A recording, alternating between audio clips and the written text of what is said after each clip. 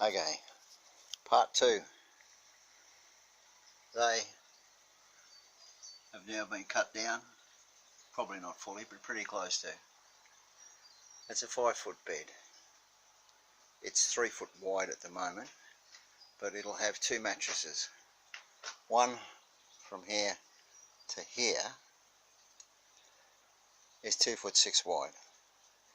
The other mattress, 6 inches wide, 2 foot 6 high all will sit up to here, and that all becomes a lounge chair. Kitchen will be over there, so for sneaky camping, I pull up, I've got a single bed. If we're going, and I mean we, as in my wife and I, are both going camping, one battery drill put on there and the magic happens. Right, come in here. This is a rod or tube. It's just slightly bigger than the Booker rod that I'm using to spin it out. That end is sealed. This end has a rubber seal on it. I was going to put a grease bearing in it, but I just put 3 or 4 tablespoons of grease into that tube, run the Booker rod in and out a few times, and now everything's greased. These aren't greased yet because they're not painted or finished painting. They've only got primer on them. So, battery drill on it, in reverse. We have roller bearings here that take up some of the pressure. Those bearings are pulled out of a skateboard, cheap one, $30 or something, and I've just pulled out the bearings out of one of the wheel, put it all back together again, and just tack welded it on either side here. Gives me just enough so that as this comes out and starts to drop down, it slides on top of them, as you can see. So we put the drill on, put it in reverse, and out we come.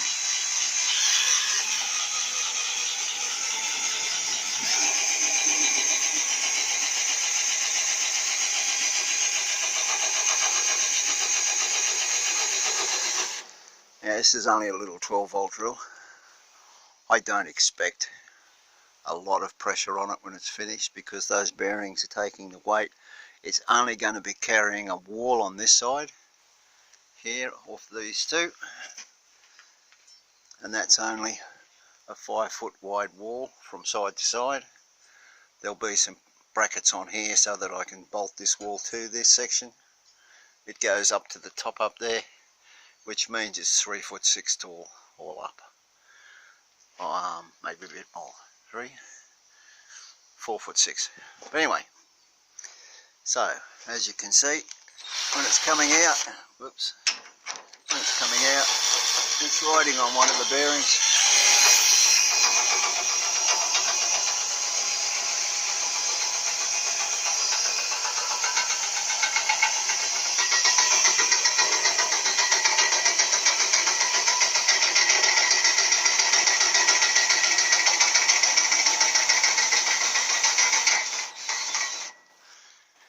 You can see I'm still through that shaft, or that box section, still poking out a little bit just in here. I'm not worried about that.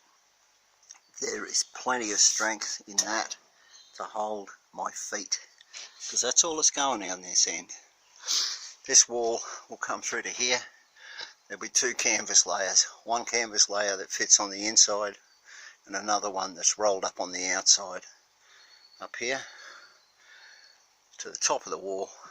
This outer canvas will be from a higher up level on that roof. That's the roof for it. That's 2 foot high. That was a cover off the back of a truck. So that's it. That's it out.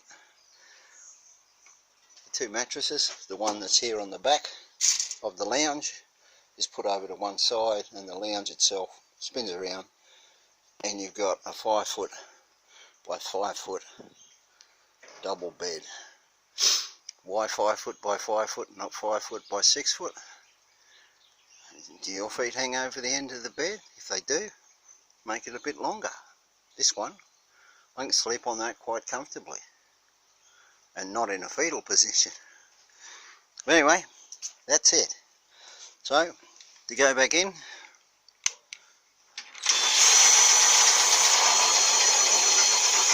and you can go slow or as fast as you like.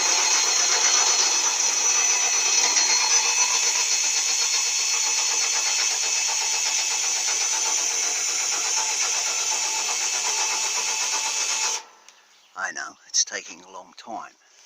I used a booker rod because it's fine threaded.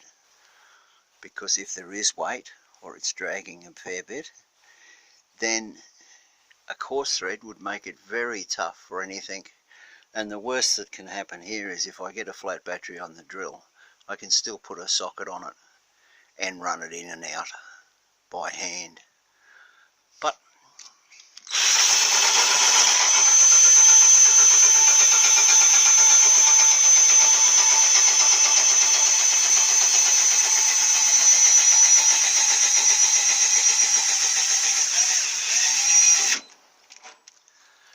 that locks off. I may put a little weight on here, just here, off this nut, purely so that it can't unwind while I'm driving down the road, but I doubt that it will, because that little snag up at the end tends to lock it up, and I can't really see this opening. But you never know your luck in a big city. So, but anyway, that's the slide out. Simple, easy. These 2 bars here will be greased later once everything is painted, but I'm not bothering doing that. I have a bit of a rub on one line down the outside of that one just there, which you can see just here. There's probably a little bit where I've put that bracket on in there.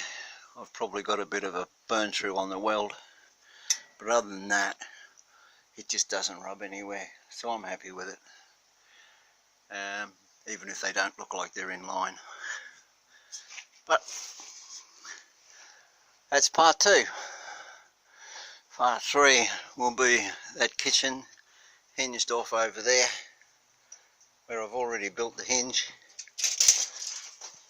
for it. The hinge was simple. It's just 2 pipes, one inside another. 5 out of the 9 pieces of pipe that the outer pipe was cut into, I welded up.